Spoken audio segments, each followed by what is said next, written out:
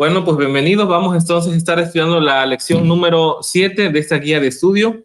Como siempre me gusta decirlo, si alguien no la tiene impresa, bueno, no pasa nada. Vamos a estar viendo lo que son los versículos 10, Juan 10, del 17 al 42. Así que el que no tenga la guía de estudio puede ubicarse en estas páginas de la Biblia y vamos a poder a ir leyendo de a poco, ir contestando algunas preguntas, y yo sé que van a salir algunas otras. Así que, bueno, yo le voy a pedir a mi padre que vaya iniciando a hacer la pregunta y luego vamos a ir todos comentando.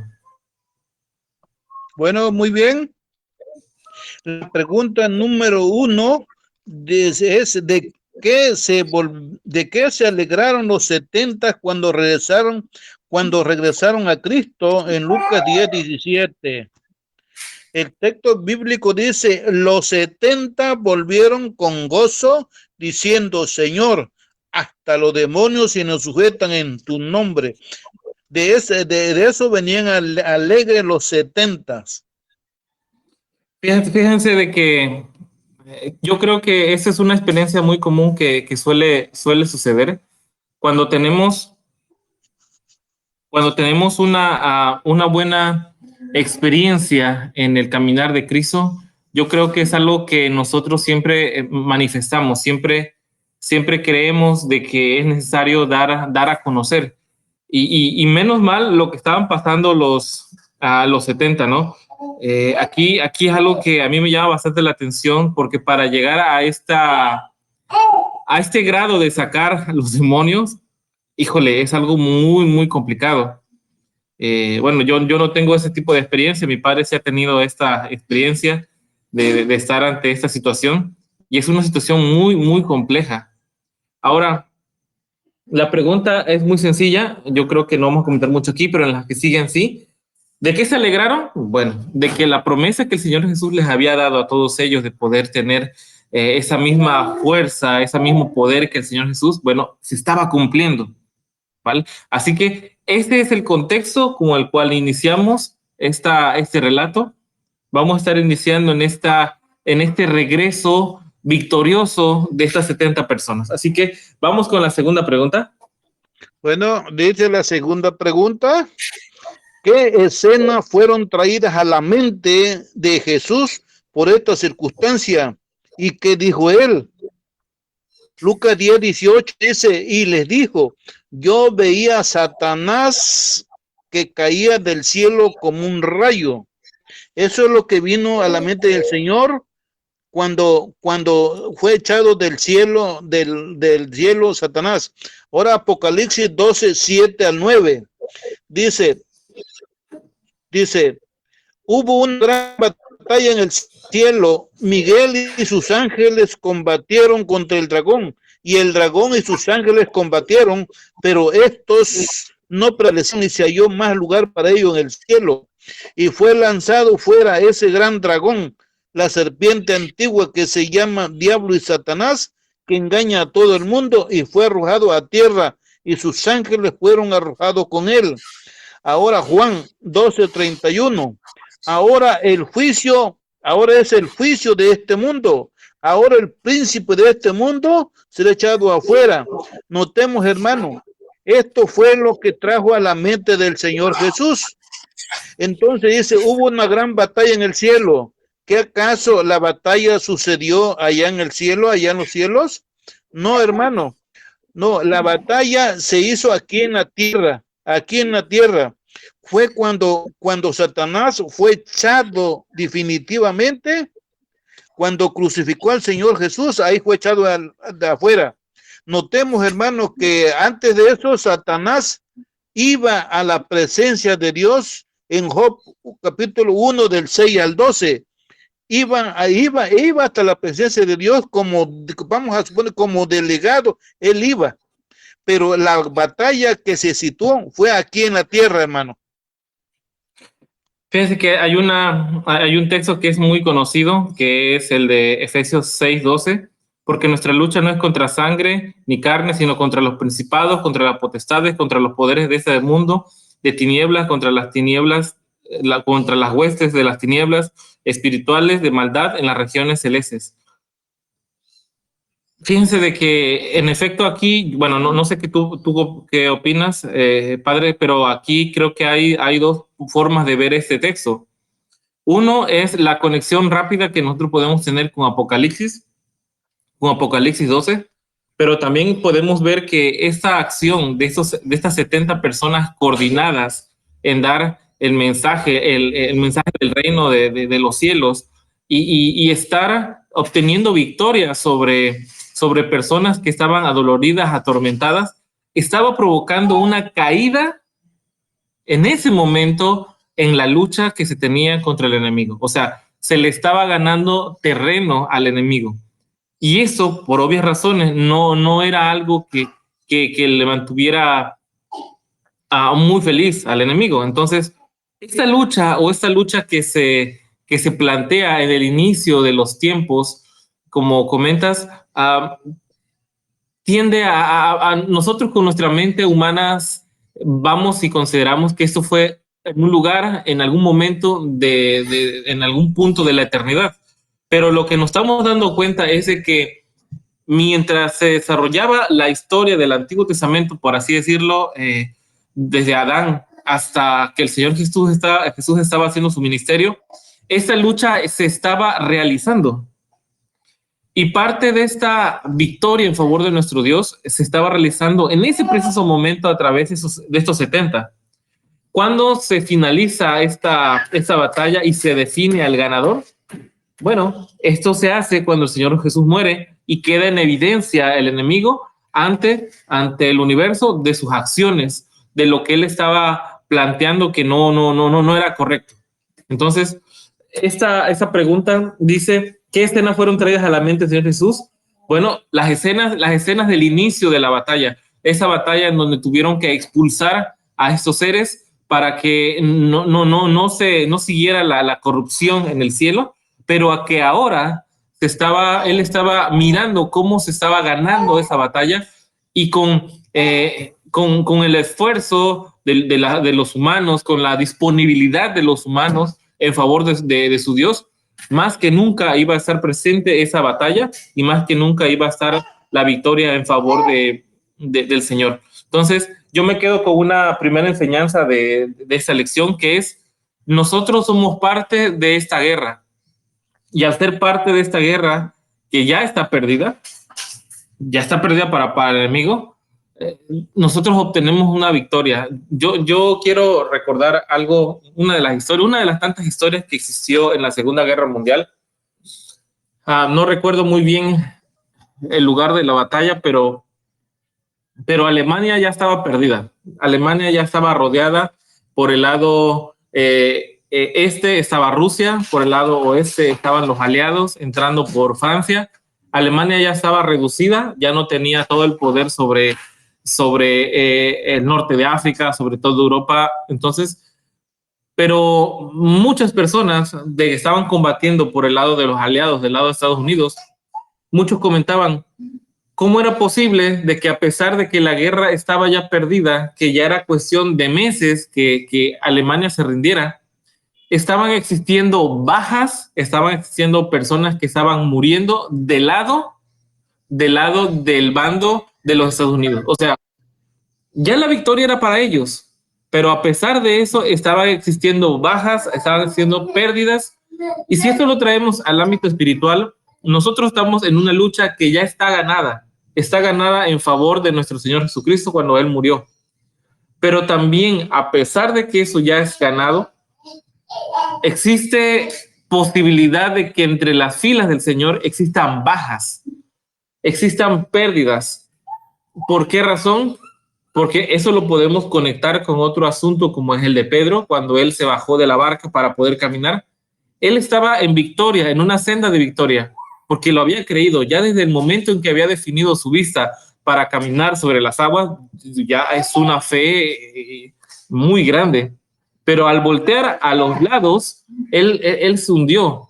Y muchas veces pensamos que el hundimiento de una persona, por lo menos el hundimiento de Pedro, pareciera que fuera en cuestión de minutos, ¿no? Que él se hundió. No. Si tú estás en el agua e intentas pararte, en ese momento te hundes, en ese mismo instante. Se intuye de que Pedro era un hombre pescador, era un hombre que sabía nadar, entonces pudo mantener a flote de alguna manera. Entonces, ¿qué es lo que estamos viendo en esa segunda pregunta? Lo que estamos viendo es de que hay una guerra ya ganada, que es ganada a través de nuestro Salvador.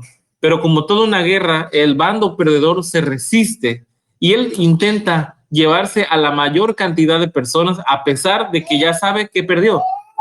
Nosotros somos soldados que estamos como los 70 en ese camino de favorecer la victoria de nuestro Salvador. Pero es probable y hay que mantenernos bien conscientes de que podemos estar cayendo aún cuando la victoria ya está del lado del Señor. Entonces, ¿qué escenas fueron traídas a la mente del Señor Jesús por esa circunstancia? Bueno, fue el inicio de la guerra, el inicio de la caída de Satanás y cómo se estaba cumpliendo en ese momento su derrota. No sé, ¿hay algún comentario ahí de la nota 1? Nota 1. La nota 1 dice: escenas pasadas y futuras se presentaron a la mente de Jesús y vio a Lucifer cuando fue arrojado por primera vez a los lugares celestiales. Miró hacia adelante las escenas de su propia agonía, cuando el carácter del engañador sería expuesto a todos los mundos. Oyó el clamor consumado es, el cual anunciaba que la redención de la raza caída quedaba asegurada para siempre, que el cielo estaba eternamente al seguro contra las acusaciones y los engaños y las pretensiones de Satanás.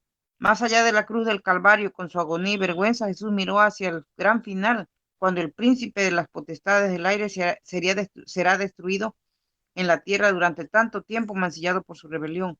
Contempló la obra del mal terminado para siempre y la paz de Dios llenando el cielo y la tierra. Esa es la nota 1. Amén. Amén. Bueno, vamos con la siguiente. Con la pregunta 3. Reconociendo a Satanás como un enemigo derrotado, ¿qué poder dio Cristo a sus discípulos? Lucas 19:10. Y os doy poder de pisar serpiente, escorpiones y toda fuerza del enemigo, nada os dañará. Amén. Yo creo que esta pregunta está relacionada con la pregunta 4. Dice la pregunta 4, ¿qué debería ser una causa de alegría que la posición del poder? ¿Por qué? Versículo 20. Dice, pero no se alegren de que los espíritus se os sujetan, antes alégrense de que vuestro nombre esté escrito en los cielos, Voy a leer un texto adicional. Jesús les respondió, ¿no os elegí yo a vosotros 12? Y sin embargo, uno de ustedes es un diablo. Juan 6, de 70 a 71. Se refería a Judas Iscariote, hijo de Simón, que lo iba a entregar, aunque era uno de los 12. Notemos, hermanos, que Judas Iscariote, Dios le dio el mismo poder que a los demás discípulos.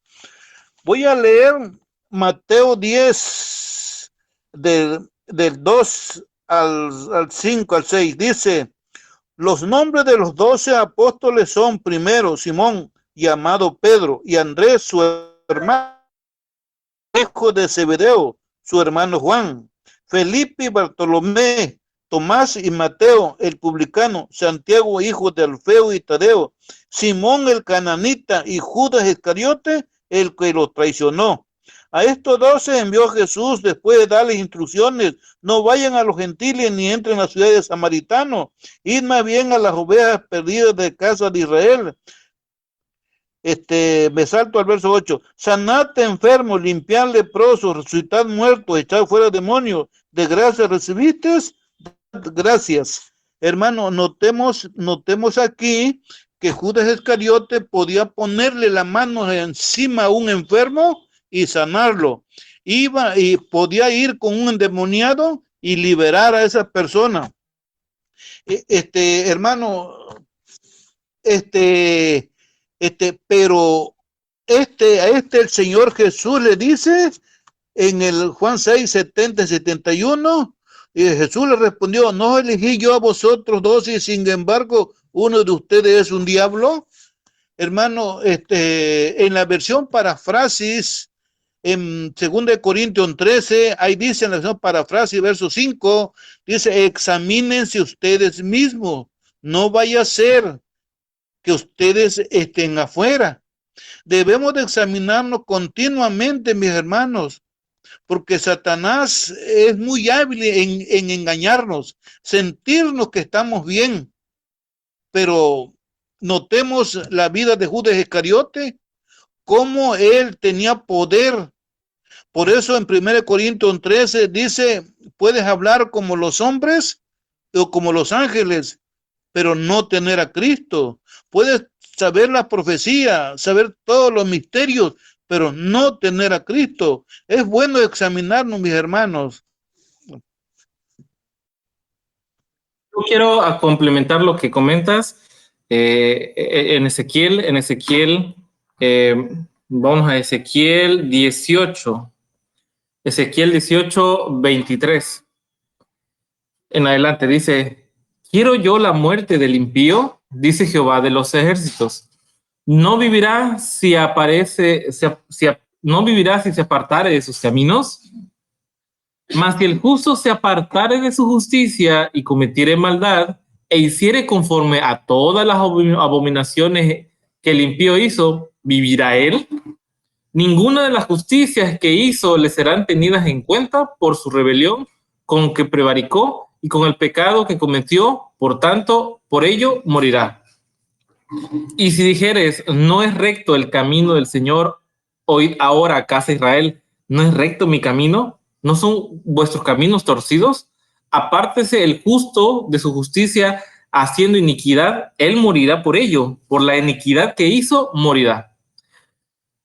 Aquí, y sigue hablando, está muy interesante esta porción de Ezequiel, pero aquí está hablando acerca de que debemos de tener un cuidado muy especial por mantenernos en el camino. Y eso puede ser algo muy genérico, o sea, esa expresión puede sonar algo muy que engloba mucho, pero a la vez no dice nada. La semana pasada estábamos hablando un poco acerca de cuál es esa forma de traer a lo real, a lo que tú puedes tocar, a lo que tú puedes ver, a lo que tú puedes oír, lo que tú has aprendido en tu día a día por el Señor. ¿Cómo trasladar eso que tú crees fervientemente de que es salvación? Muchas personas la respuesta que me dirán será, bueno, Arturo, un milagro, algo que yo he visto que el Señor se ha manifestado con poder en mí. Eso yo puedo decir que es algo que se trasladó de las palabras que están escritas en la Biblia a lo que es real. Ahora, más allá de los milagros, que son cosas que nosotros no controlamos, sino que es la misericordia de nuestro Dios, ¿qué otra cosa podemos nosotros hacer en lo real que manifieste la bondad y la misericordia de Dios? Bueno, aquello que puede ser, por decir algo, es un testimonio correcto que haga una influencia correcta en las personas que nos rodean. Pero eso como tal no significa que sea parte de la salvación. ¿Por qué razón?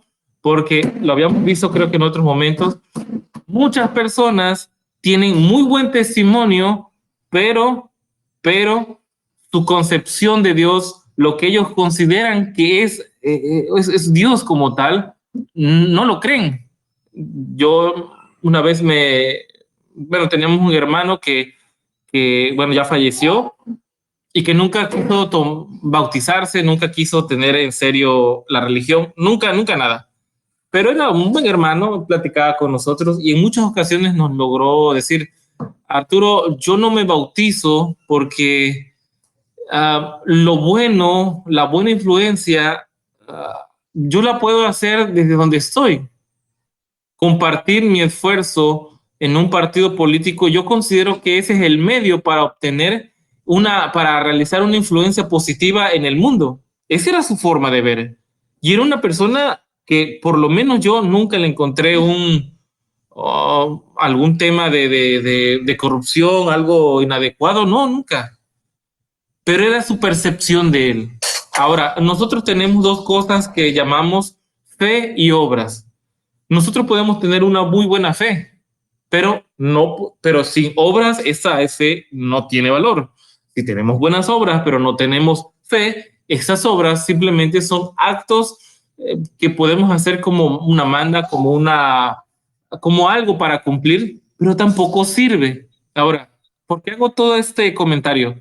Porque parece que lo que estaba pasando en el contexto de lo que dice mi padre de Judas era un hombre que, número uno, corrígeme padre si digo algo, número uno, estaba convencido de que el Señor Jesús era el Mesías, pero no el Mesías que él necesitaba, sino el Mesías que necesitaba Israel, o sea, alguien que podía ayudarles en la liberación contra los romanos. Por esa razón se unió. Dos, él se une con este Mesías, con Jesús, porque él decía, si él es alguien aquí, yo voy a ser el segundo, voy a estar ahí. Todas estas cosas eran lo suficiente para mantener su permanencia ahí en los discípulos. Y todo esto también fue suficiente para obtener ese beneficio del poder de Dios y poder ser parte de estos 70 y poder también hacer los milagros que todos hicieron. No estaba ahí por las convicciones correctas.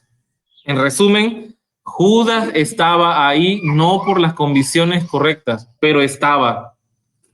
Él entonces logró ser una herramienta.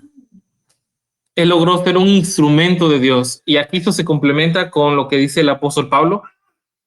Dice, no habiendo yo traído a muchos, yo me vaya a perder. Entonces es posible que aun cuando yo haya bautizado muchísimas personas, a pesar de que ya haya sido ministro, a pesar de que muchas cosas, es posible que yo me aparte del camino por X o por y yo no tenga la capacidad de reclamar mi corona en la venida del Señor. Entonces, hay que tenerlo eso muy, muy presente. Y bueno, pasamos a la siguiente porque en la pregunta 5 también vamos a comentar algo con respecto a eso. Sí, la pregunta 5 dice, ¿de qué se alegró especialmente Jesús? Verso 21. Dice, en ese momento, con alegría dada por el Espíritu Santo, Jesús exclamó, Padre, Señor del cielo y de la tierra, te alabo que escondiste estas cosas de los sabios y entendidos y las revelaste a los pequeños.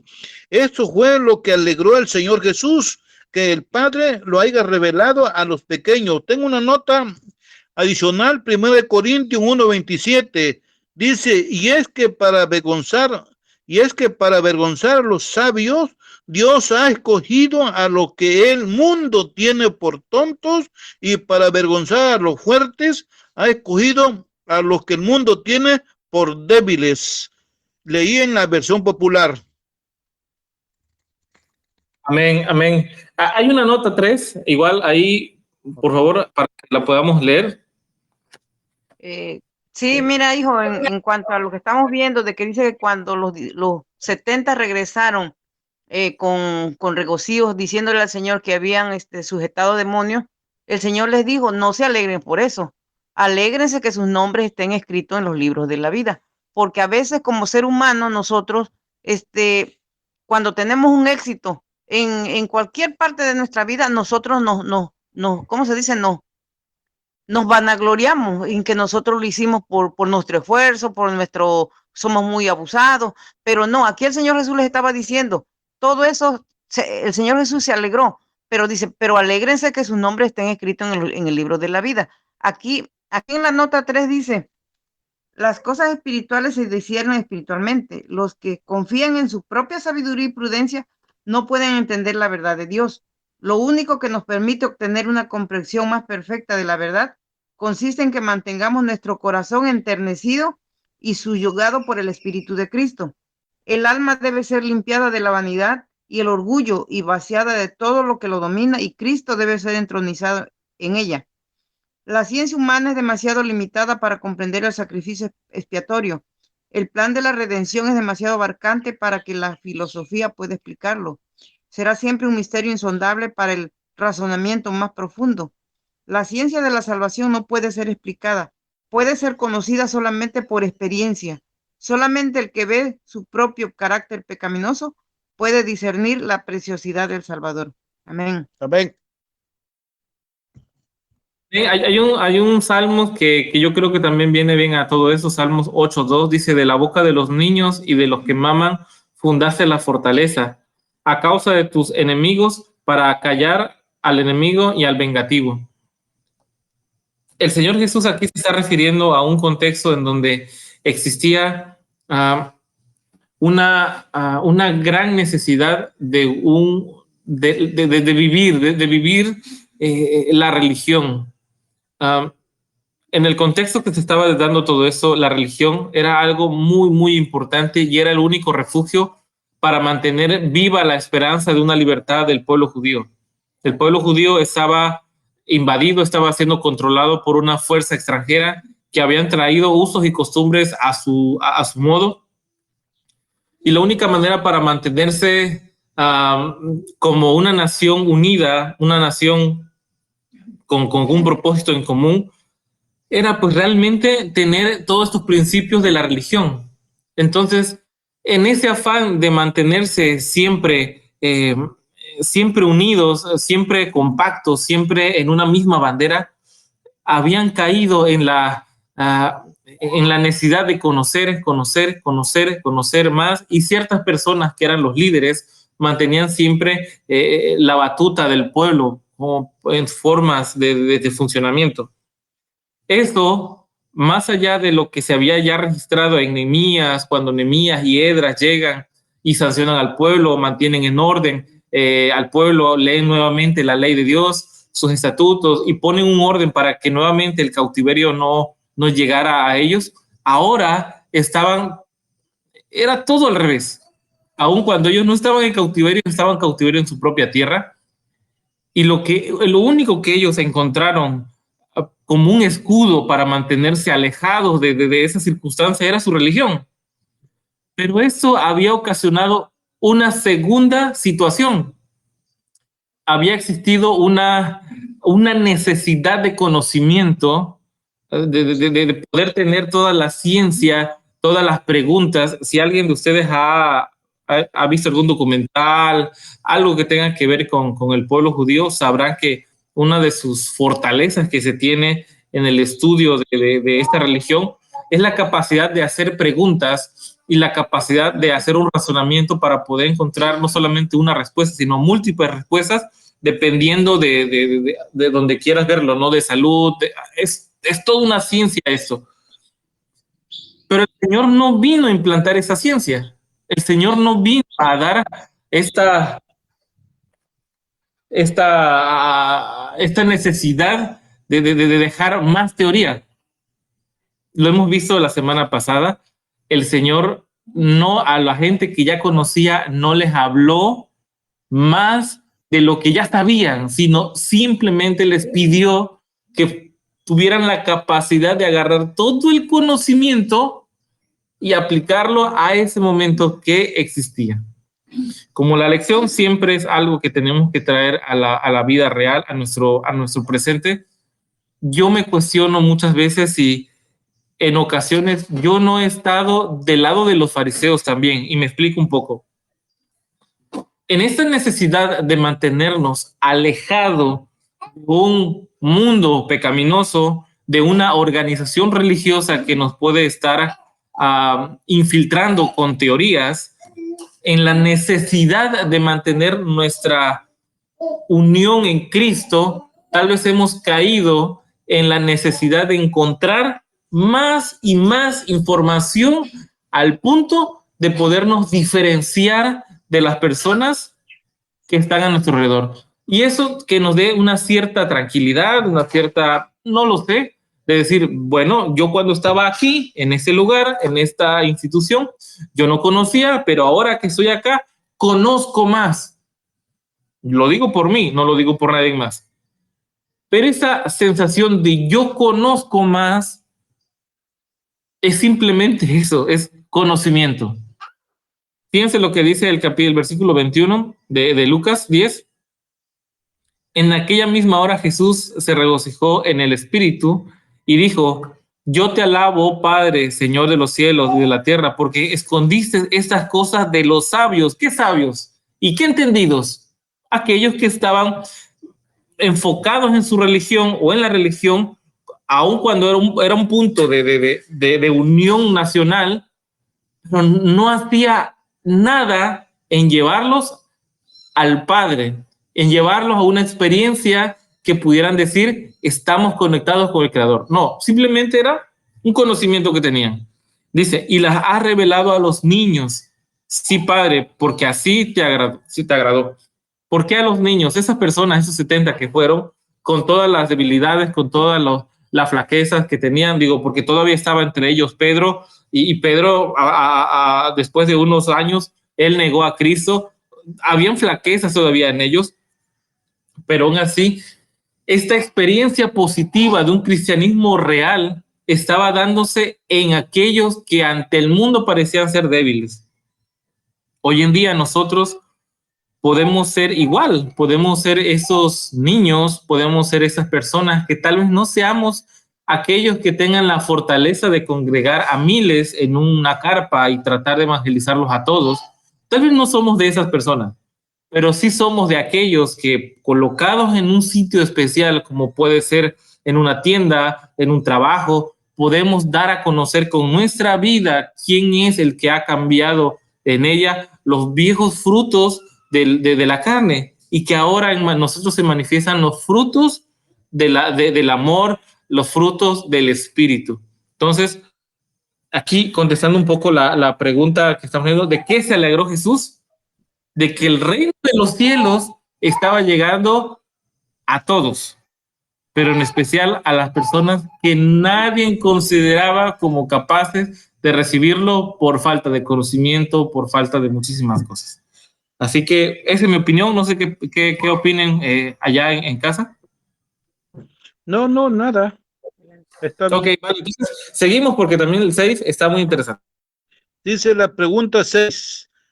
¿Qué se le ha dado a Jesús y qué obras se le ha encomendado exclusivamente a él? Dice el verso 22.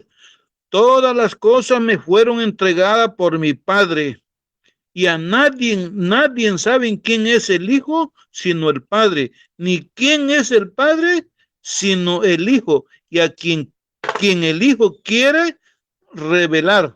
Amén. Es que qué bonita expresión. Fíjate, todas las cosas que fueron entregadas por mi Padre, y nadie conoce quién es el Hijo sino el Padre, ni quién es el Padre sino el Hijo, y aquel a quien el Hijo lo revela. Fíjense que cuando estábamos nosotros aprendiendo todo ese tema de poder ver correctamente la divinidad de Dios, muchas veces nosotros encontrábamos dificultades tal vez para analizar un punto u otro, pero mirando la Biblia ahora con estos ojos que ya podemos ver a la divinidad de manera correcta, este texto da muchísima luz con respecto a este tema. Sé que no estamos saliendo, pero da muchísima luz.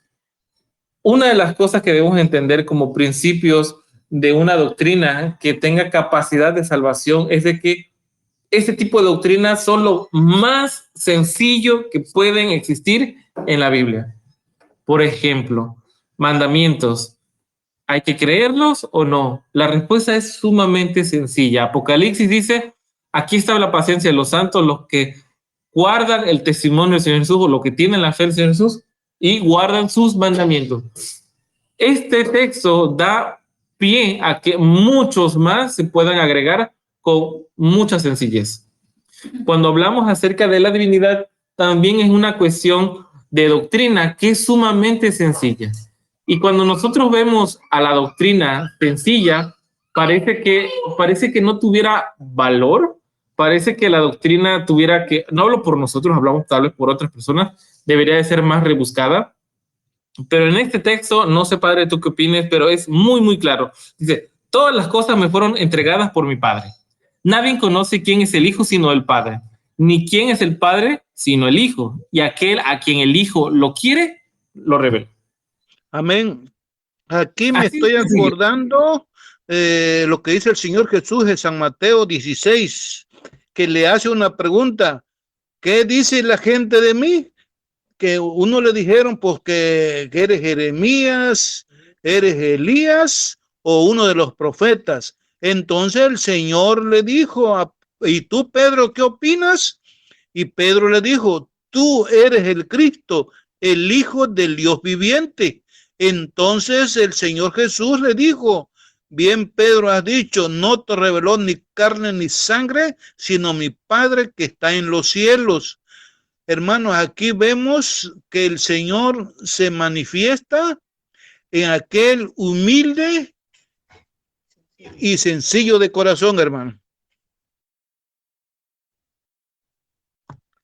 Tratando Bueno, de buscar ahí, padre, ayúdame, en el texto de, creo que es en Corintios, no lo recuerdo, donde el apóstol Pablo hace una referencia de cómo fue el tema de la salvación, cómo fue el tema de la muerte del Señor Jesús. Y dice que el Señor Jesús vino a la tierra para hacer su obra, y cuando su obra fuera terminada, él se sujetaría a aquel que le sujetó a él todas las cosas, para que él, el Padre, sea en todo y en todos. ¿Qué está queriendo decir aquí? Bueno, que en esta relación de salvación podemos nosotros entender tal cual lo que dice Juan 3:16, que de tal manera amó Dios al mundo que envió a su único hijo. Ahora que yo tengo un hijo, hay muchas cosas que entiendo que antes tal vez lo entendía por teoría, o pudiendo tal vez ver también la naturaleza, podía entender eso, pero el simple hecho de dar a mi hijo a cambio de un beneficio es algo impensable. No es algo que sea natural de un padre hacerlo. Y el simple hecho de considerar la pérdida de un hijo con tal de lograr otro objetivo no es algo que se pueda ni siquiera pensar. Cuando nosotros colocamos a nuestro Dios en el sentido correcto que nos lo dice la Escritura, porque de tal manera amó Dios al mundo, y a Dios siempre le hemos llamado el Padre eterno, es aquel entonces de que fue capaz de desprenderse de lo más preciado para manifestarle al universo entero que él estaba dispuesto a rescatar a ese planeta abandonado allá en la oscuridad de la Vía Láctea, en algún punto del sistema solar, en un punto muy minúsculo en donde nadie voltea a ver de los otros mundos que existen. Él era capaz de dar a su hijo para que ese pequeño punto azul que está en la nada pudiera obtener salvación. Esta manifestación de amor muchas veces nosotros lo vemos en un contexto limitado aquí en nuestro planeta, en el planeta donde vivimos, pero esto fue una manifestación más grande al universo entero de que lo que estaba haciendo el enemigo de las almas era un capricho de demostrar que él era mejor que Dios. Pero en esta lucha de demostrar quién era mejor y qué estaban dispuestos a hacer, el Padre ofreció a su propio Hijo. Y es por eso que nosotros hemos estado hablando acerca de que el Señor Jesús, a la hora de su muerte, él fue ahí cuando obtuvo la victoria sobre el enemigo. Ahí fue. En ese punto exacto fue. ¿Por qué razón? Porque se comprobó ante el mundo de que el enemigo de Dios era capaz de asesinar al Hijo de Dios para hacer llegar a su objetivo, y el Padre estaba dispuesto a perder a su Hijo para manifestarle al mundo lo que era capaz de hacer por amor. Entonces, en esta pregunta que estamos leyendo aquí, que dice, ¿qué se le ha dado a Jesús y qué obras se le ha encomendado exclusivamente a él? ¿Y qué es lo que dice? Dar a conocer a quién, al Padre. En ese caso, Dice, a quien el Hijo quiere, lo revela. ¿Somos nosotros parte de esa bendición? Yo creo que sí.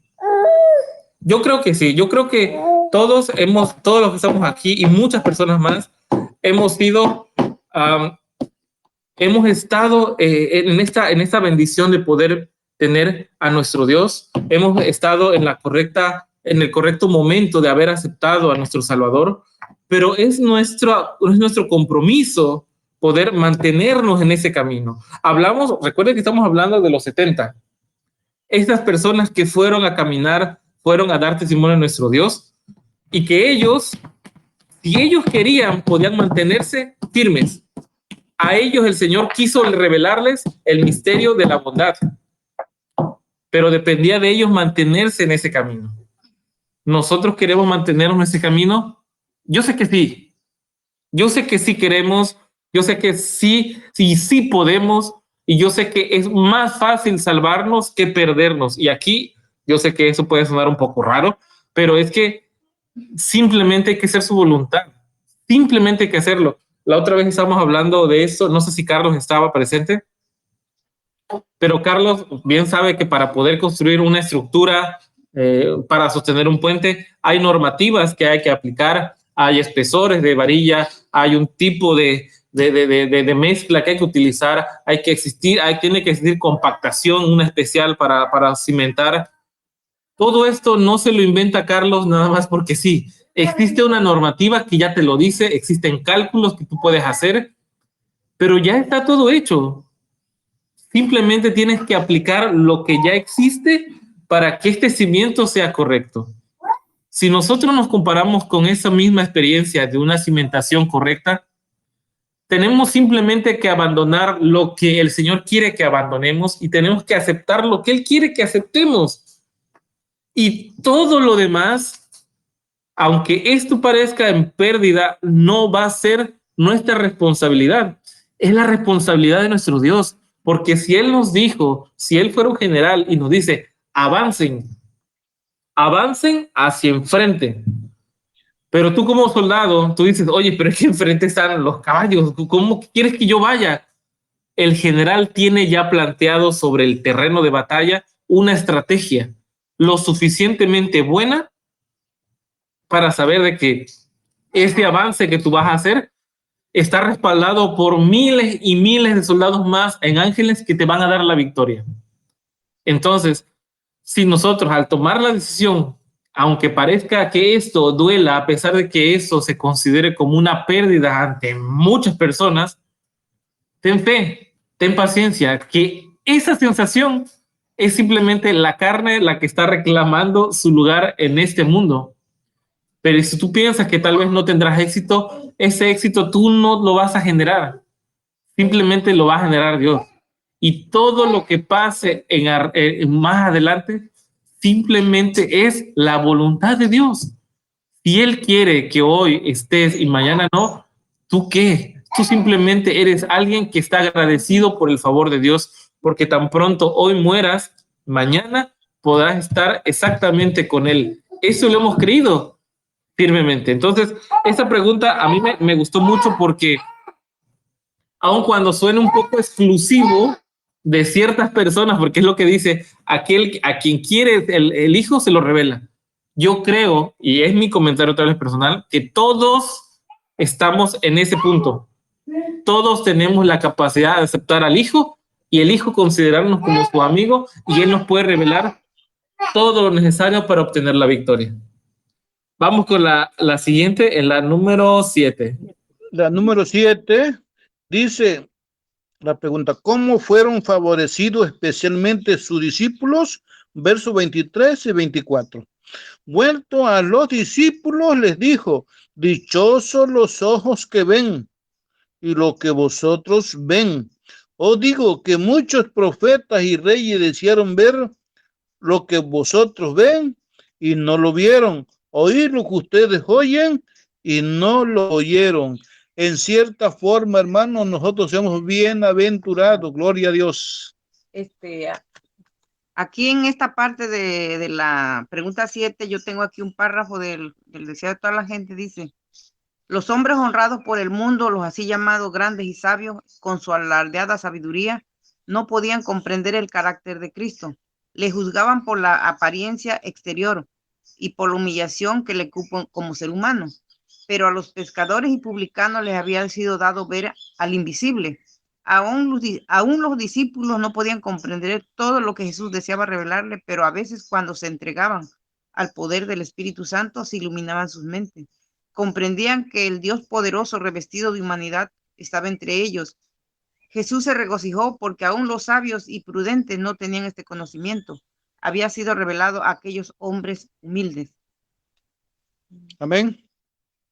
Amén. Aquí hay algunos otros textos que pueden complementar.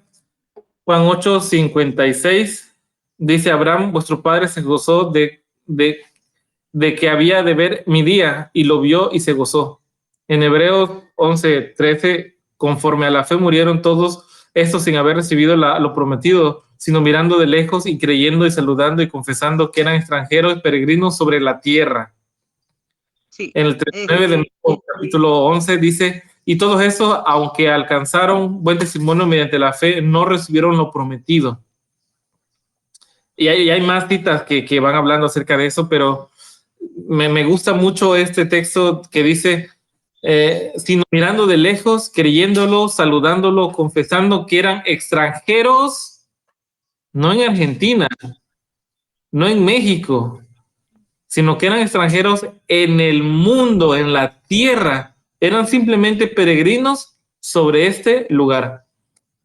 Si nosotros consideramos que la tierra que habitamos es ahora un planeta dominado por la maldad y que el Señor vendrá a colocar su capital aquí en la tierra después de los 1000 años, si consideramos y creemos eso, esta tierra ya no va a ser conocida como tierra.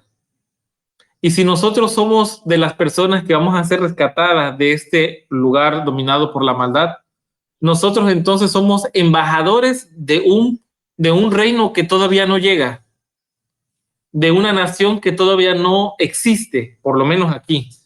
Por lo tanto, nosotros somos peregrinos aquí. Ya no somos ciudadanos de este mundo, sino somos peregrinos.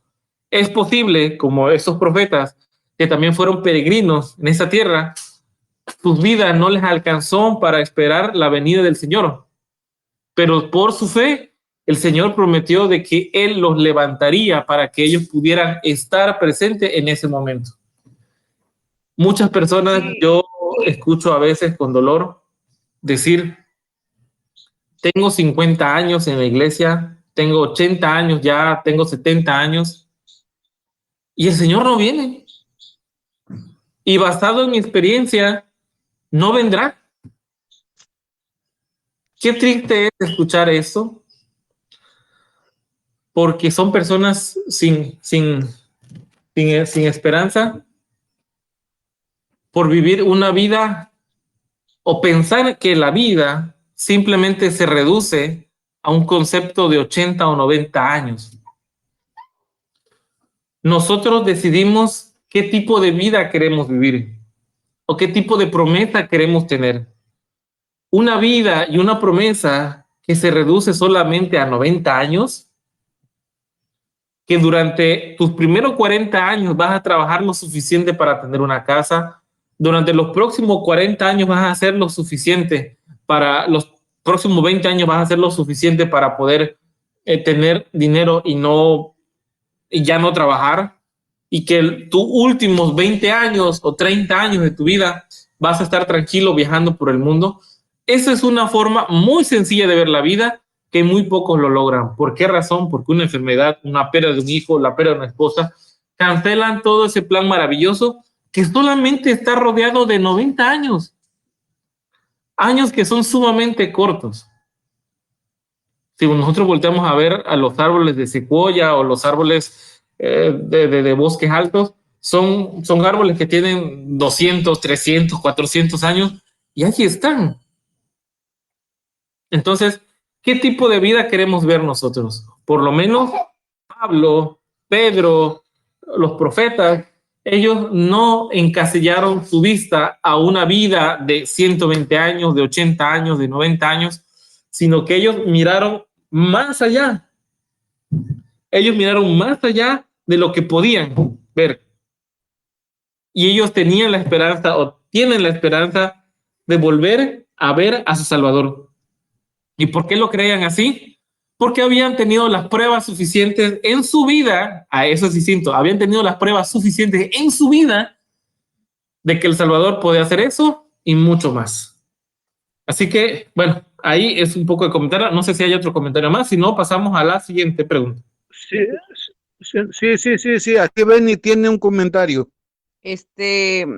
Siguiendo lo que el Señor Jesús le dijo a los discípulos que ellos eran los únicos que podían ver lo que los otros no vieron.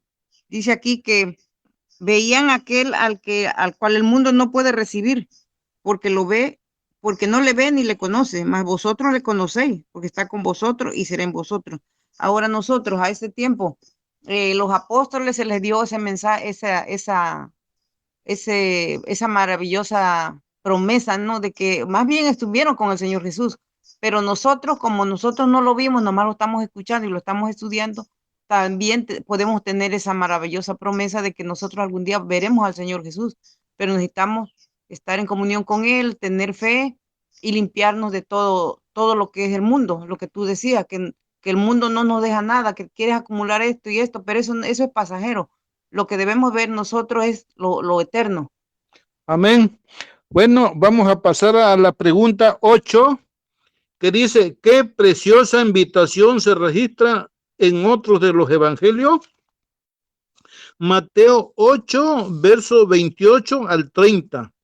Dice de esta manera, venid a mí todos los que están fatigados y agobiados, y yo os daré descanso. Llevad mi yugo sobre vosotros y aprended de mí, que soy manso y humilde de corazón, y hallaré descanso para vuestras almas, porque mi yugo es fácil y ligera mi carga. Voy a leer un texto adicional que dice Isaías 48, 17, 18. Así dice el Señor tu Redentor, el Santo de Israel, yo el Señor tu Dios, que te enseña para tu bien, que te encamina por la senda que debes seguir. Si hubieras atendido a mis mandamientos, tu paz hubiera sido como un río y tu justicia como la onda del mar.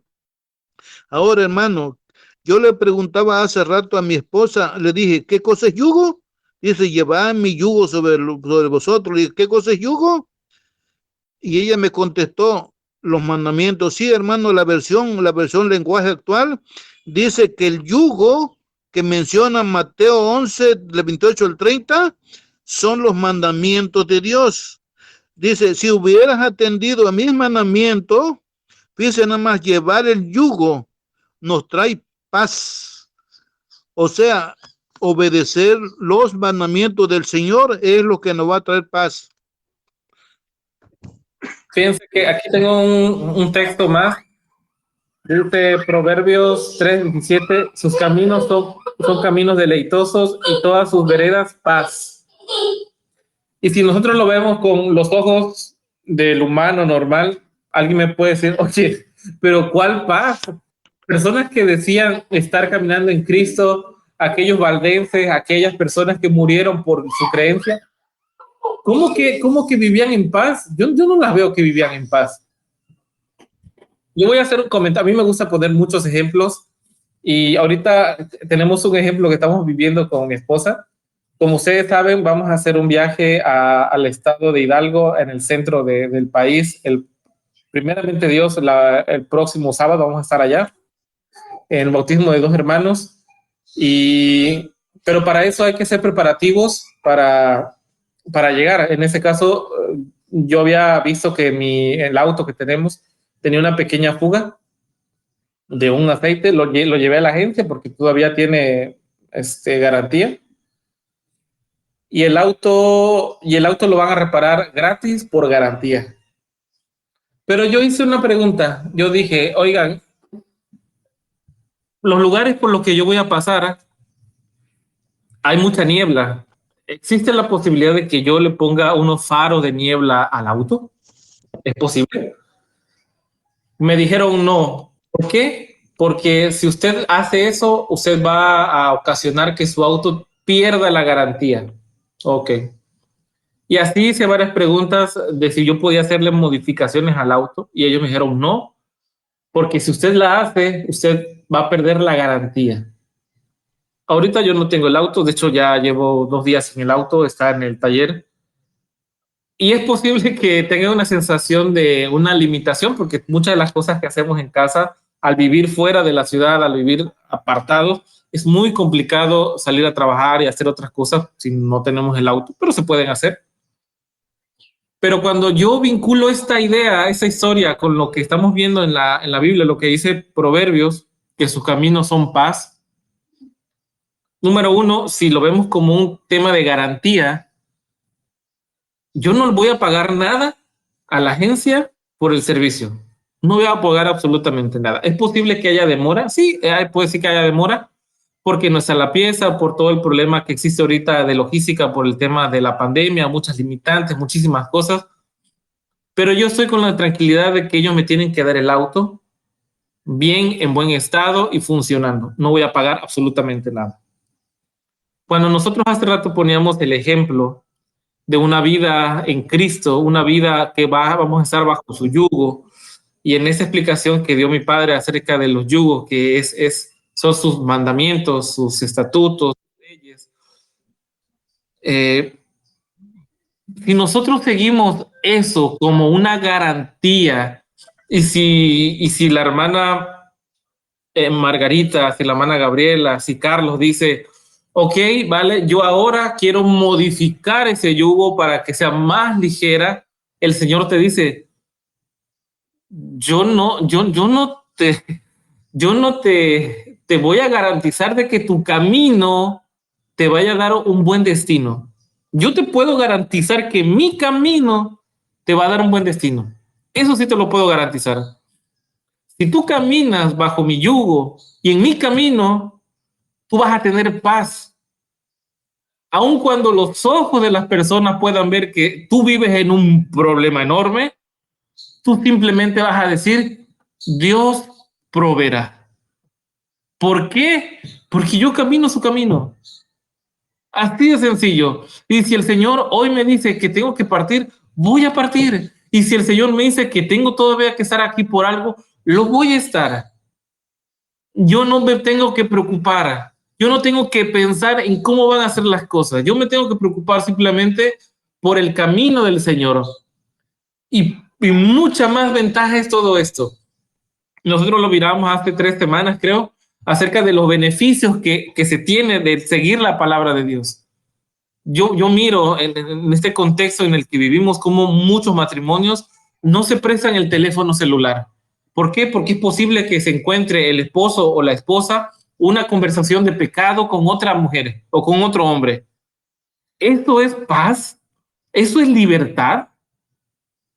Que el hijo no pueda ver el teléfono porque el padre visita páginas raras y se puede encontrar cosas que no debe. ¿Eso es paz? ¿Eso es libertad? Yo creo que no. Y el yugo y lo que el Señor nos pide para mantenernos con Él, nos garantiza tener una vida en matrimonio feliz, una vida en padre e hijo feliz, una vida familiar, una vida alrededor correcta, sin preocupaciones. Pero si nosotros queremos modificar la garantía que el Señor nos da a través de su palabra, es tu riesgo. Así como Pedro volteó a ver las circunstancias, es su riesgo, fue su riesgo solamente de él. Entonces, ahora con este ejemplo de la garantía, un poco estábamos, yo le quiero comentar algo porque somos una familia y estamos aquí en confianza. Hace unos días yo le venía comentando a la familia aquí en casita de que yo tenía intenciones de comprar un micrófono que fuera capaz de captar el sonido de todos los que estamos sentados en una mesa, porque el que tengo es muy pequeñito. De hecho, en un momento les mandaré la foto. Y fíjense cómo es Dios. Yo quiero que vean eso. Y tal vez mi padre todavía no sabe de eso, pero yo hasta hace 2 días que todavía tenemos el carro. Yo ya había visto en Amazon el micrófono que yo consideraba correcto. Estaba en un precio accesible, eh, estaba en unos 1,800 pesos, unos $87 más o menos. Yo dije, ok, está correcto, es un micrófono. Pero algo dentro de mí, fíjense, algo dentro de mí hizo que no lo comprara. Yo dije, no, no lo voy a comprar, lo voy a comprar con Selma, no lo voy a comprar. Ayer, en la mañana, vuelvo a entrar a Amazon y quiero ver el teléfono. Y ahora resulta que ese micrófono ahora vale 2,500, o sea, $121. O sea, ya subió. Y yo le dije a mi esposa, ¿sabes qué? Ya subió. No, no, no. ¿Cómo es posible, no? Y estamos un poco hablando de estas tranzas que luego existen en las ofertas. Tan pronto pasó eso, yo hablé a la agencia me dijo, ¿sabes qué, Arturo? No vamos a darte el auto, tal vez en una semana no lo vayas a tener, pero yo ya había hecho compromiso con los hermanos de Hidalgo de ir el próximo viernes. Y algo me dijo en mi mente, Arturo, ese dinero que podías haberte lo gastado en un micrófono, que aun cuando lo necesitas, pero no es urgente, ahora lo puedes utilizar para rentar un auto y poder ir a hacer lo que ibas a hacer con ese dinero. Yo veo la maravilla de Dios. Yo sé que son cosas tal vez frívolas, tal vez muy pequeñas, pero si nosotros aprendemos a escuchar la voz de Dios, a ser capaces de ir entendiendo sus caminos, yo creo que seríamos capaces de hacer muchísimas cosas en favor de Dios. Muchas, muchas cosas. Y eso que me pasó en esa semana, que tal vez es algo muy trivial, yo veo la mano de Dios. Yo veo cómo el Señor hizo que yo no comprara algo porque él sabía que ese dinero me iba a servir para otra cosa que yo todavía no alcanzaba a ver. Cuando nosotros elegimos estar bajo el yugo de Dios, nosotros simplemente nos tenemos que preocupar por el caminar con Él. Todo lo demás, todo lo demás Él nos va a dar. Y yo le voy a pedir a mi padre que diga un versículo de memoria que a mí me lo repetía mucho, mucho de niño, que me lo aprendiera, que tiene que ver, padre, con seguir con las cosas de Dios y su justicia, y todas las cosas serán añadidas. Padre, ¿lo puedes? Sí, Mateo 6:33. Ese texto bíblico, pues Dios me lo ha puesto en mi mente. Buscar primeramente el reino de Dios y su justicia, y todo lo demás vendrá por añadiduría. Así que lo comprobé. No soy la mejor persona, no soy lo que yo quisiera hacer, pero luchamos todos por mantenernos, y yo creo que a pesar de nuestras debilidades, a pesar de ser niños, como lo que leíamos unas preguntas atrás, el Señor se gloria de que a pesar de tener debilidades, Él puede hacer de nosotros hombres poderosos en su palabra, hombres y mujeres poderosos en su palabra.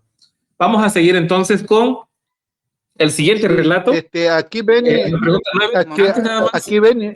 Sí, no, perdón, aquí Benny tiene algo, aquí Benny tiene algo para comentar. Con lo que estabas diciendo, hijo, sobre eso que te pasó, aquí precisamente tengo un párrafo en el Desierto de la Gente, página 297. Dice, nuestro Señor desea que ponga a un lado ese yugo de servidumbre. Los invita a aceptar su yugo y dice, mi yugo es fácil y ligera mi carga. Los invita a buscar primeramente el reino de Dios y su justicia, y les promete que todas las cosas que les sean necesarias para esta vida les será añadida. Dice, la congoja es ciega, no puede discernir lo futuro, pero Dios ve el fin desde el principio. En toda dificultad tiene un camino preparado para traer alivio. Nuestro Padre Celestial tiene para proveernos de lo que necesitamos, de mil maneras las cuales no sabemos. Nosotros no sabemos. Los que aceptan el servicio, el principio de dar el servicio y la honra a Dios, a la honra de Dios, el lugar supremo, verán desvanecerse las perplejidades y percibirán una clara senda delante de sus pies. Dice aquí, Aprended de mí, dice Jesús, yo soy manso y humilde de corazón y hallaré descanso. Debemos entrar en la escuela de Cristo y aprender de su mansedumbre y humildad. La redención es aquel proceso por el cual el alma se prepara para el cielo. Esa preparación significa conocer a Cristo.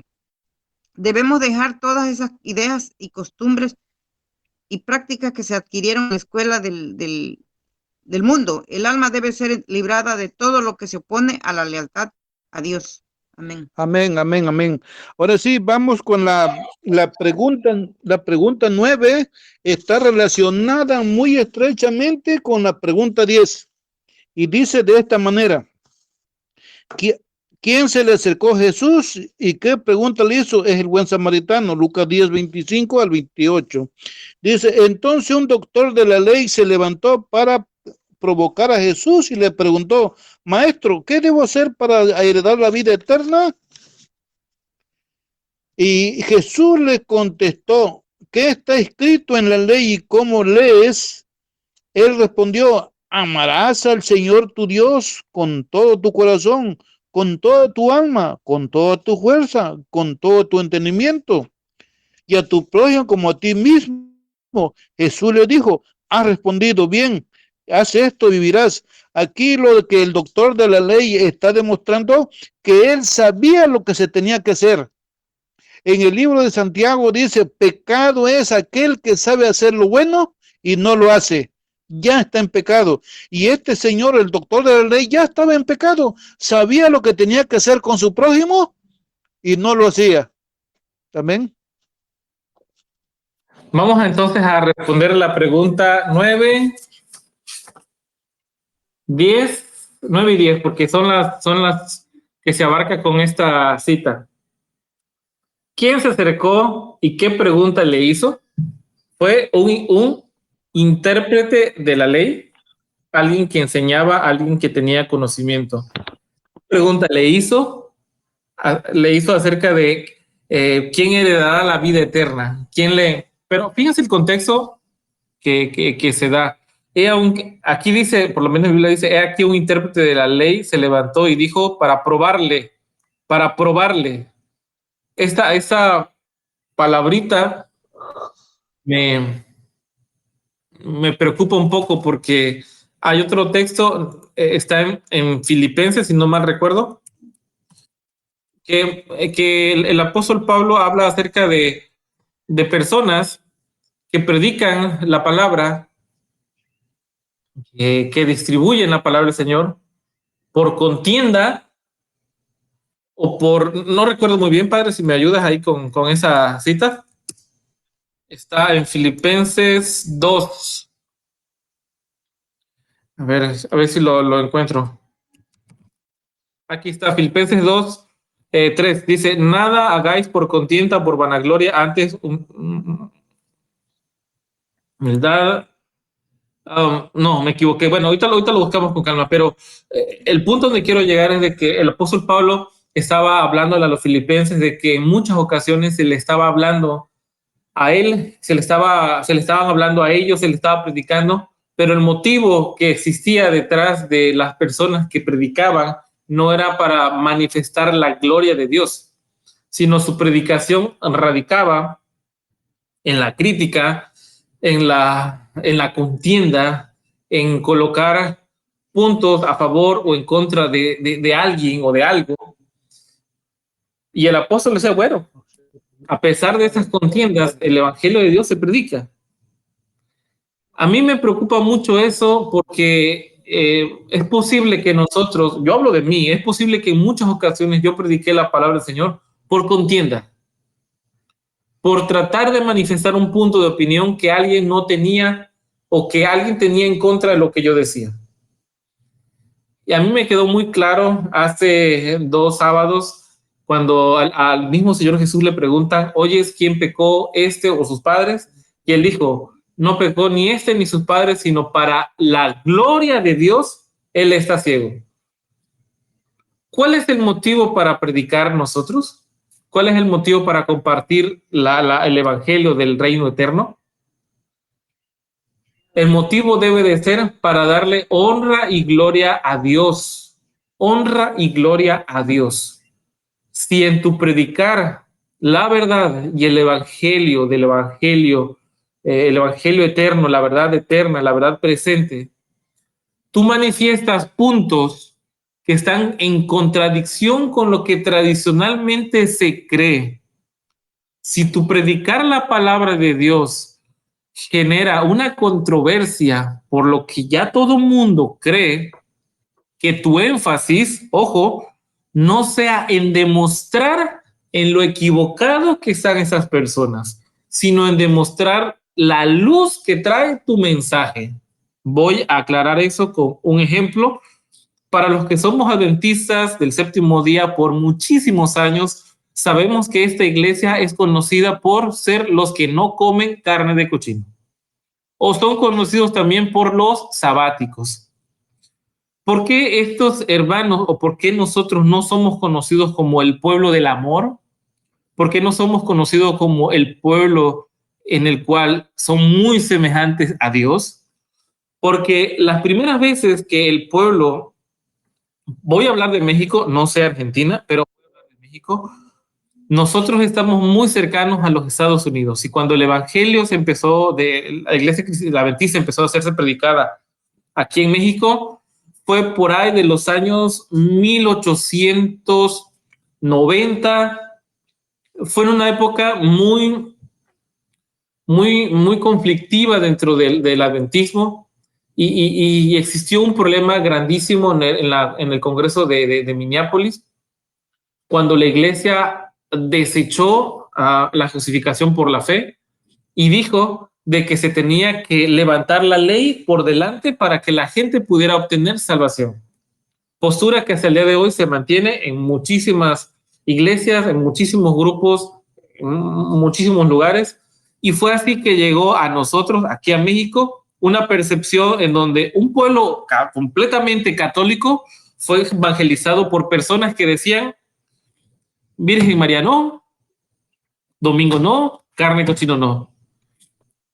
No evangelizaron hablando de Cristo y lo que es capaz Cristo de hacer por ti y lo que pide Cristo como resultado de amarle. Esto es distinto. Esta forma de ver la palabra de Dios es distinta. Si nosotros nos acercamos y tratamos, pongo ejemplo nuevamente a Carlos, Carlos va y se acerca con una muchacha que hace bastante tiempo la está viendo en el carro de pasaje para ir al trabajo a Puebla, y de que todos los días coinciden y que todos los días se ven a los ojos, nadie se anima a hablarle, hay una cierta atracción. Y un buen día, Carlos, simplemente pongo un ejemplo, Carlos no me ha contado nada, y un buen día Carlos se le acerca a la muchacha y le dice, ¿quisieras lavar mi ropa? Yo creo de que esa muchacha, bueno, lo mínimo que se puede ganar, Carlos, es una mirada de molestia o ser acusado como un acosador. Pero nosotros hemos evangelizado así. Nosotros hemos ido a la gente a decirle, laven la ropa. Nosotros no hemos ido a decirle a la gente, hay una persona, hay un Dios que ha hecho todo por ti y te ama.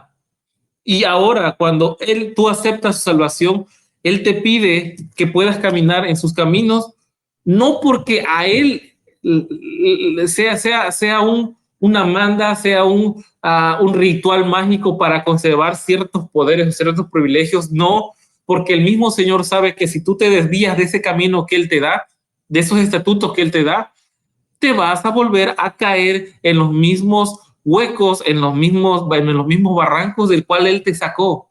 La senda es esta, tal vez es angosta, pero es firme y fija y no vas a estar comprometido en muchos problemas más. Es lo mismo que dijimos de la garantía, es el mismo ejemplo que hablamos hace rato. Entonces, cuando nosotros predicamos la palabra del Señor, a mí me preocupa muchísimo lo que se coloca aquí en ese versículo 25.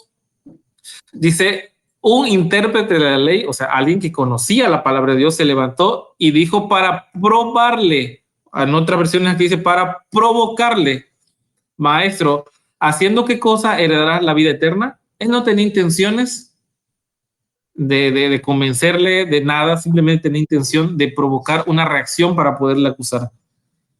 es probable que a pesar de nuestra falta de pericia para poder predicar la palabra del Señor, hemos obtenido muchísimos beneficios y eso se llama misericordia de Dios, pero cada cuánto no podríamos hacer si primeramente manifestáramos un testimonio vivo en nuestra vida y decirles, sabes, antes yo era mentiroso, era chismoso, era drogadicto, era todo lo que es malo, lo que tú eres y ya no lo soy. Y para prueba, mira mi familia, mira lo que soy, mira dónde estoy, podré tal vez no tener las cosas que el mundo da, pero yo no tengo las preocupaciones que el mundo tiene. ¿Quieres vivir esta vida? Ven, acércate, yo te enseño. Eso es muy distinto a acercarnos a tratar de contradecir y provocar y tal vez generar un momento de controversia.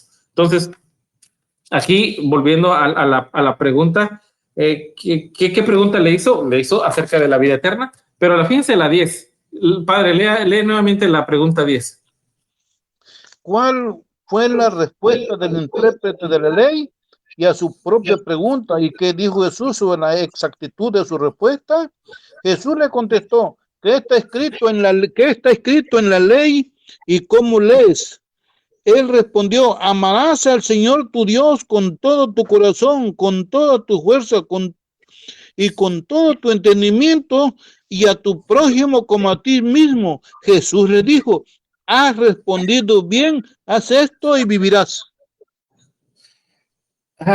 ¿No creen que eso es exactamente lo mismo que nos pasa a nosotros, padre? ¿Hay un comentario sobre eso?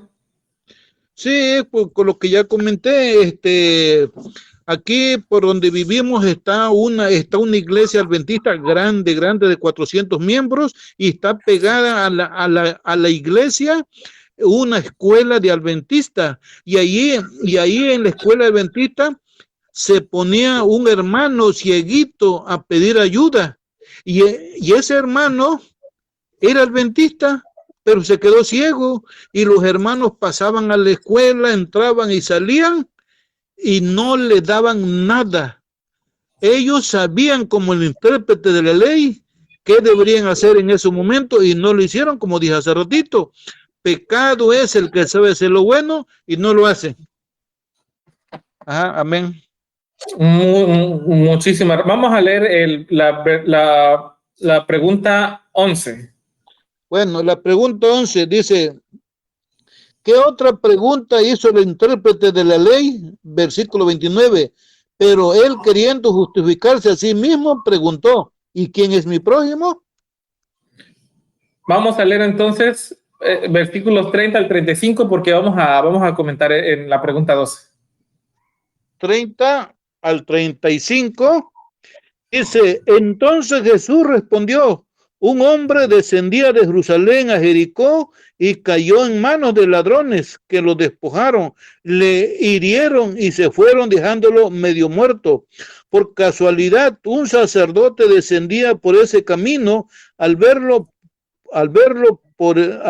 pasó por el otro lado. Y de igual modo un levita llegó cerca de ese lugar, al verlo pasó por el otro lado. Pero el samaritano que iba de camino se acercó a él y al verlo se compadeció de él, vendó sus heridas y le echó aceite y vino y poniéndolo sobre su cabalgadura lo llevó al mesón y lo cuidó. Al partir el siguiente día sacó 2 denarios y lo dio al mesonero y le dijo, cuídalo y todo lo que gaste de más te lo pagaré cuando vuelvas. Amén. ¿Cuál fue la respuesta? La respuesta fue una historia. Y fue una historia en la cual se cree de que estaba implícito la persona que preguntaba. Estaba ahí colocada 3 tipos de personas y lo que llama la atención es una historia que ya conocemos, es de que ambas personas, las primeras 2 personas tenían que ver con la religión y la última no.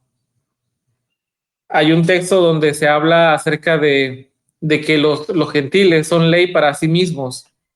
Hay muchas personas sinceras que pueden estar haciendo el bien hoy y mañana al conocer la verdad nos van a sacar muchísimas ventajas de lo que son por el simple hecho de hacer de sus convicciones algo muy real, algo muy presente, que no es simplemente una teoría, sino que es una práctica común para ellos. Entonces, ¿qué le respondió Jesús? Le respondió con un ejemplo que daba mucho a qué desear porque estaban personas vinculadas con la religión y fueron las que menos actuaron. Mi padre tiene una frase que la voy a decir, que me decía, no hagas compromisos de negocio, compromisos de algo con un religioso porque es muy mentiroso. Es triste saber que en muchísimos momentos mi padre tuvo razón con respecto a esto dicho, y es penoso saberlo porque si vivimos en un mundo en donde la gran mayoría se dice ser cristiano, entonces la gran mayoría estamos fingiendo ser cristianos por no cumplir su palabra tan sencilla. Vamos a ver, Bueno, madre, ¿no? ¿Tú tienes la sí, respuesta a sí, la pregunta 13? sí, sí, bueno, aquí aquí el pueblo judío tenía a los samaritanos como endemoniados. Por ejemplo, Juan 8:48 dice, respondieron entonces los judíos, ¿no decimos bien que tú eres samaritano y tienes demonio? Mire, no sé, en estos últimos días, los samaritanos, ¿en dónde lo podemos acomodar? ¿A qué religión? Porque los samaritanos también eran religiosos. Quizás ustedes se acuerdan cuando Jesús fue y se encontró en el pozo de Jacob a la samaritana. Ella dice, nuestro padre Jacob. Entonces, eran religiosos. Yo, individualmente, yo puedo poner a los samaritanos como el pueblo católico, que mayoría lo tenemos muy mal. Pero si no ponemos cuidado, hermanos, quizás nosotros pensando que porque conozco más y sé más y estoy en la verdad presente, estoy mejor, hermano, nada más miremos la historia del buen samaritano y nos vamos a dar cuenta de nuestra propia condición. Aquí Benny tiene algo que decir. Viendo esta parábola que esta historia que el Señor Jesús le dijo al intérprete de la ley, aquí podemos ver, no podemos decir, no podemos estar hablando, sino lo que debemos hacer es practicarlo. Aquí en esta parte yo me di cuenta de que estamos muy lejos de la verdadera religión. Aquí en esta parte de la lección a mí me llamó mucho, me conmovió mucho ver cómo el Señor Jesús le dice al intérprete, porque ese intérprete sabía muy bien lo que debía de hacer, pero no lo hizo. Y lo que estaba haciendo era querer enredar al Señor Jesús, porque ellos decían que él no guardaba los mandamientos. Por eso dice que cuando él le preguntó, el Señor Jesús no entró en controversias. Nunca, ya ves que hemos estado estudiando las lecciones y hemos visto que el Señor nunca entraba en controversias, sino aplicaba la verdad, aplicaba el escrito está. Ahora nosotros podemos hablar mucho y conocer mucho y tener mucho y yo conozco acá y allá, pero si no vivimos lo que realmente el Señor quiere que vivamos o que hagamos, estamos fuera de lo que el Señor quiere. Yo quiero leer un párrafo aquí del deseo de toda la gente. Dice, en la historia del buen samaritano, Cristo ilustra la naturaleza de la verdadera religión. Muestra que esta no consiste en sistemas, credos, ritos, sino en la realización de actos de amor, en hacer el mayor bien a otros, en la bondad genuina. Ahora aquí tengo otro párrafo que dice la lección no necesita hoy, menos hoy en el mundo que cuando salió de los labios de Jesús. El egoísmo y la fría formalidad han extinguido el fuego del amor y disipado la gracia que nos podían hacer fragante el carácter. Muchos de los que profesan su nombre han perdido de vista el hecho de que los cristianos deben representar a Cristo. A menos que practiquemos el sacrificio personal para el bien de otros, en el círculo familiar, en el vecindario, en la iglesia, en donde quiera que podamos, cualquiera sea nuestra profesión, no somos cristianos. Cristo unió sus intereses con los de la humanidad y nos pide que nos identifiquemos con Él para la salvación de la humanidad. Dice, de gracia recibiste, dice él, da de gracia. El pecado es mayor de todos los males y debemos apiadarnos del pecador y ayudarle. Muchos son los que yerran y sienten su vergüenza y desatino. Tienen hambre de palabras de aliento. Miran sus equivocaciones y errores hasta casi son arrojados a la desesperación. No debemos descuidar estas almas. Si somos cristianos, no pasaremos de un lado, manteniéndonos tan lejos como nos sea posible de aquellos que más necesitan nuestra ayuda. Cuando veamos un ser humano en angustia, sea por la aflicción o por el pecado, nunca diremos, esto no nos incumbe a nosotros. Estas palabras que aquí, hay muchos párrafos, Arturo, pero lo que más me llamó la atención, hijo, de que aquí tu papá dice, ¿en qué punto vamos a poner el samaritano? Nada más que el samaritano es el que se conduele de su prójimo, el que ve en él como su hermano. No importa la religión, aquí no importa la religión, aquí importa lo que tú crees, lo que tú dices que eres y lo que tú dices que llevas, ¿no? Sobre todo los mandamientos de Dios. Bueno, Amén. amén. Bueno, Que tengo del Liceo de todas las gentes, página 463, que es para contestar la pregunta 13.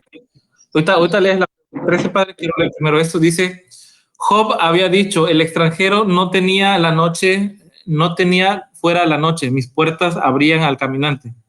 Cuando los dos ángeles en forma de hombre fueron a Sodoma, Lot, inclinarse con su rostro a tierra, dijo, ahora pues, mis señores, os ruego que vengáis a casa de vuestro siervo y los hospedaré.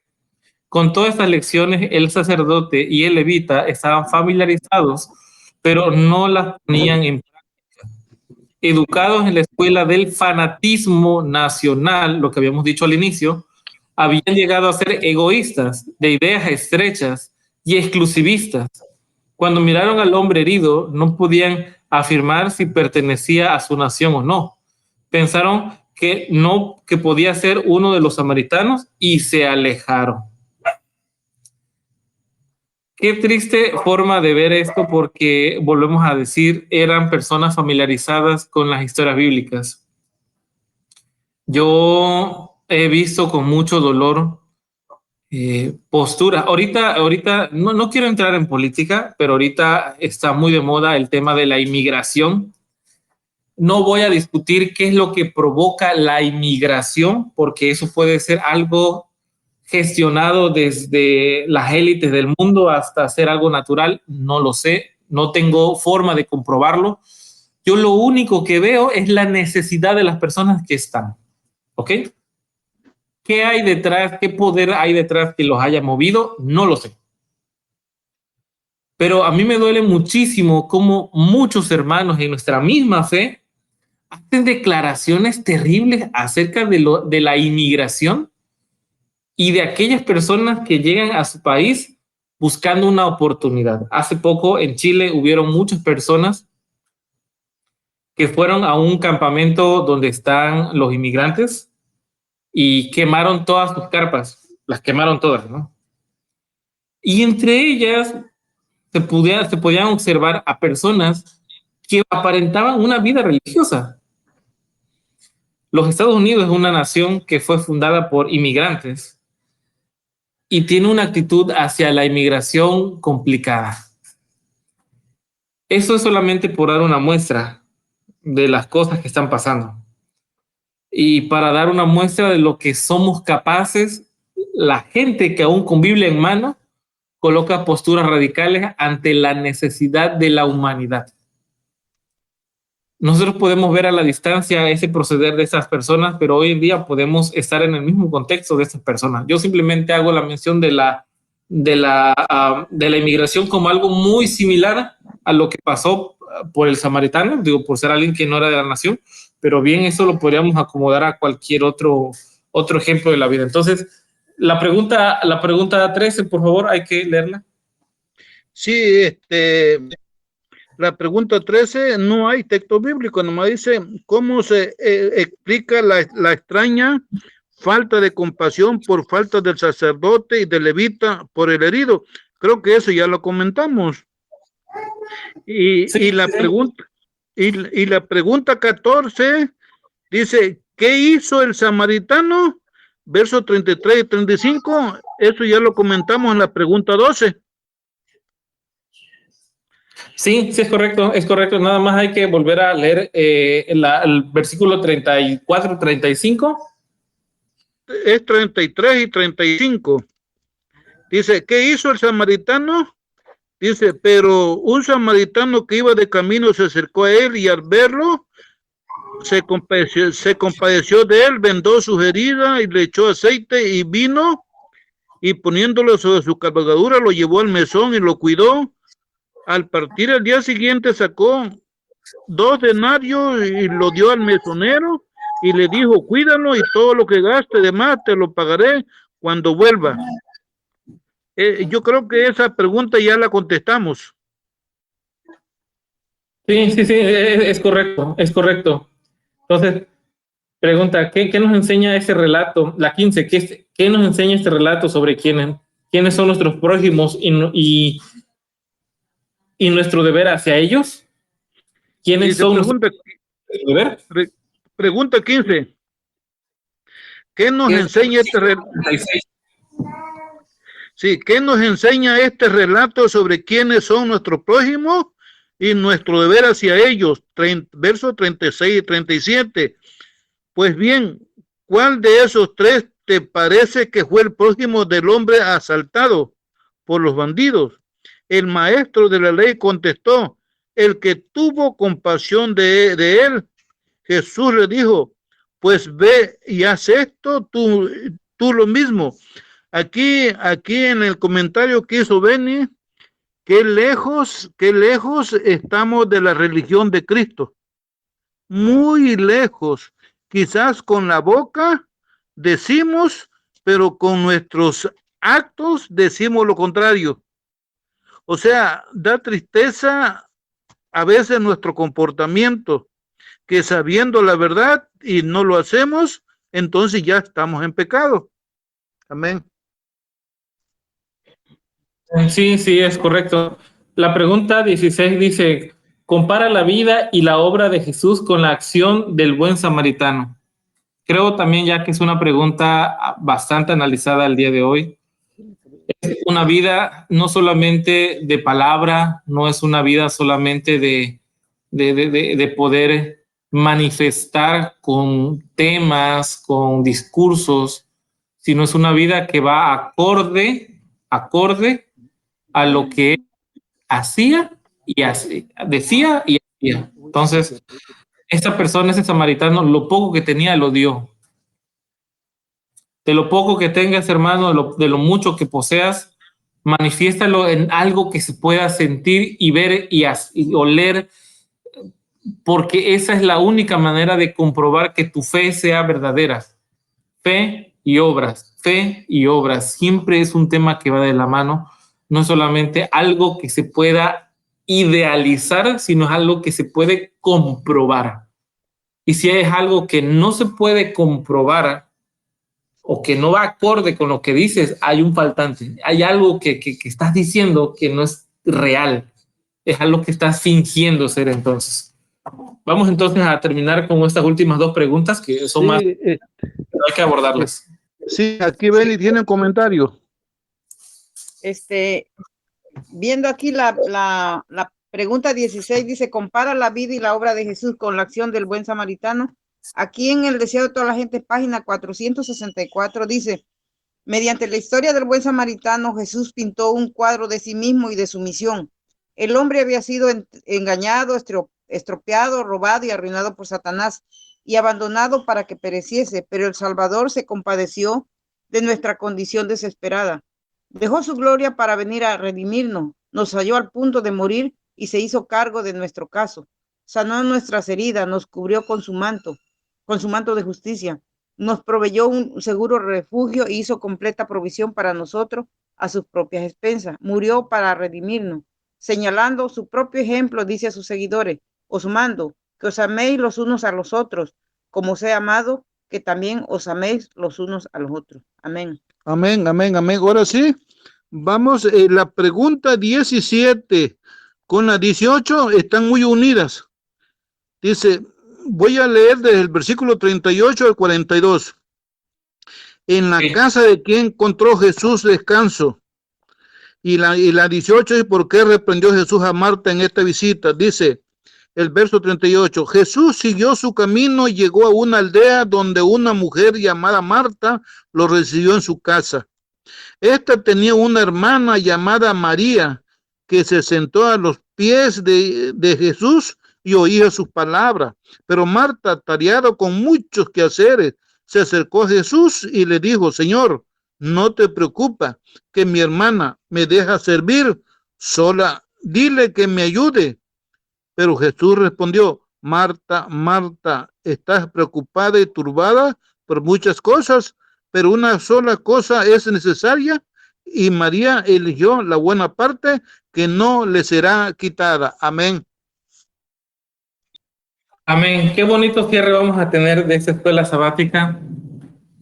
¿Qué es lo que eligió? ¿Qué es lo que se eligió como algo mejor, como algo que atender, como algo prioritario? Era sentarse a escuchar la palabra del reino de Dios. Escuchar. Si hay algo que nosotros hemos visto a través del viaje de toda la historia de la Biblia, es de que existe una necesidad de escuchar a Dios. El problema que existió en el Éxodo fue de que los hombres no quisieron escuchar a Dios. Y es por eso que nosotros hoy debemos de hacer un alto y volvernos a hacer la pregunta, ¿escuchamos la voz de Dios? Eso es lo que tenemos que aprender hoy a hacer. Tan pronto nosotros entendamos qué es escuchar la voz de Dios, vamos a poder sobrellevar muchos de los problemas, porque es escuchar la voz de Dios, podemos entonces saber qué hacer ante un problema. Si no sabemos escucharle, entonces tendremos nosotros que improvisar, y es ahí donde vienen los problemas. Por mi parte es todo. No sé, padre, si tienes algún comentario más. Sí, aquí Benny tiene algo que comentar. Estudiando esta parte del capítulo 58, hijo, me llamó mucho la atención que dice que el Señor Jesús, cuando iba a la casa de María y Marta, encontraba un hogar, ¿cómo decirte? Un lugar donde le daban la bienvenida, porque sabemos la misión que el Señor llevaba, pues no todos lo querían, pero dice que llegaba ahí para hablarles él dice que llegaba para descansar, pero en ese lugar llegaban varias personas para escuchar la palabra, porque él platicaba y platicaba, pero dice que aquí habían las dos hermanas, María y Marta. Dice que María, cada vez que llegaba el Señor Jesús, ella se sentaba a escucharlo, lo que de su boca de él salía, porque dice que para ella era lo mejor que podía obtener del Señor Jesús. En cambio, Marta se afanaba en ¿cómo decir?, en atenderlo, en hacer la comida, en que todo estuviera listo, en que él la pasara bien, ahora sí. Entonces, ¿qué nos puede pasar a nosotros? Nos puede pasar lo mismo. A veces nosotros nos afanamos por las cosas de este mundo, o porque, bueno, ahorita nosotros no estamos en la iglesia, pero cuando estábamos en la iglesia quizás nos afanábamos por las cosas de la iglesia y que quedara todo bien, pero dice que es lo mejor que podemos hacer, es sentarnos a los pies del Señor, sentarnos para escuchar su palabra, para poder estudiar y dejar las cosas que no son las cosas secundarias, dejarla a un lado, pero tener un buen rato pasarla con el Señor Jesús. Amén. Me estoy acordando ahorita, hermano, que en el Éxodo, ahí está el Señor, que el Señor ordenaba que se mataran dos corderos, uno en la mañana y uno en la tarde. Entonces, ese cordero hoy en día simboliza el altar familiar, o el culto en la mañana y el culto en la tarde. porque el Cordero de Dios que quita el pecado del mundo es el Señor Jesús. Y el profeta Jeremías dijo, tus palabras las comí y las devoré, y fue una gran alegría para mí. Entonces, hermano, la lección que nos deja esto de Marta y María es que tengamos tiempo diario para el Señor Jesús, diario. No es posible que el trabajo nos absorba y descuidemos la vitamina E, que es el estudio diario, y la vitamina E, que es el culto familiar, que algunos lo llaman altar familiar. Hermano, por mi cuenta, pues es todo. Amén. Amén. Pues bueno, creo yo que hemos llegado al final. La lección estuvo muy interesante, como siempre. Ha estado hay muchísimas cosas que rescatamos. Hay varios puntos que pusimos sobre la mesa para aprender. Así que ha sido de bendición estar con ustedes. Vamos a terminar con una oración. No sé si alguien del público quiera hacer una oración. De los que están ahí, bienvenidos. Pueden levantar la mano para hacerlo. Si no, yo le pido a Thelma que pueda hacer la oración aquí, como ustedes vean.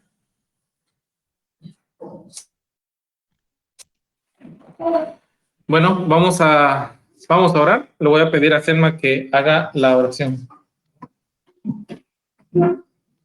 Nos ponemos de rodillas. Padre nuestro que estás en los cielos, santificado sea tu nombre.